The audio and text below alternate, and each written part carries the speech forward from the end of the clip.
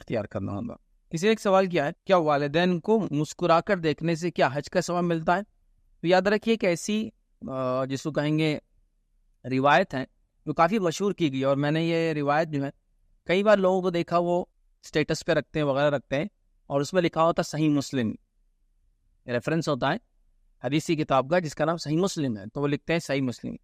حدیث کے الفاظ کیا ہے جو وہاں لکھا جاتا ہے, جبکہ وہ حدیث صحیح نہیں ہے. یاد رکھیے, پہلے ہی کہہ رہا ہوں کیونکہ جو بات صحیح نہیں ہے نبی کریم صلی اللہ علیہ وسلم کی طرف منسوب کرنا یہ اچھی بات نہیں ہے, لیکن بہرحال اس میں لکھا ہوتا صحیح مسلم, اور حدیث کے الفاظ یوں لکھے جاتے ہیں کہ نبی اکرم صلی اللہ علیہ وسلم فرمایا کہ اگر کوئی نیک اولاد ہو اور اپنے والدین کو مسکرا کر دیکھے تو اس کو ایک مکمل حج مبرور کا, قبول ہونے والے حج کا اجر ملتا ہے.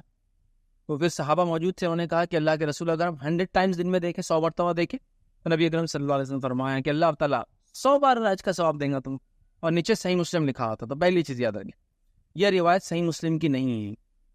دوسری چیز, یہ امام بیہقی نے شاید شعبہ الایمان کے اندر اور بھی ایک دو کتابوں کے اندر, بہرحال اس کے علاوہ بھی یہ روایت آتی ہے. بہرحال یہ روایت کے تعلق سے جو محدثین نے اس پہ حکم لگایا ہے, یہ روایت جو ہے موضوع ہے, مطلب من گھڑت ہے, مطلب نبی اکرم صلی اللہ علیہ وسلم کی طرف ایسے الفاظ منسوب کیے گئے آپ نے کبھی بولے نہیں. اس کو بولتے موضوع. وضاء کا معنی ہوتا ہے گڑھنا, مطلب کوئی چیز کو جو ہے نہیں بنا لینا. جیسے کہ کوئی باہر جا کر کہے کہ ایڈوکیٹ فیض نے فلاں فلاں بات کہی, جبکہ میں نے وہ بات بولی بھی نہیں, نہ میرا کوئی مفہوم تھا اس بات, تو یہ ہو گیا موضوع. تو یہ روایت بالکل بھی صحیح نہیں ہے.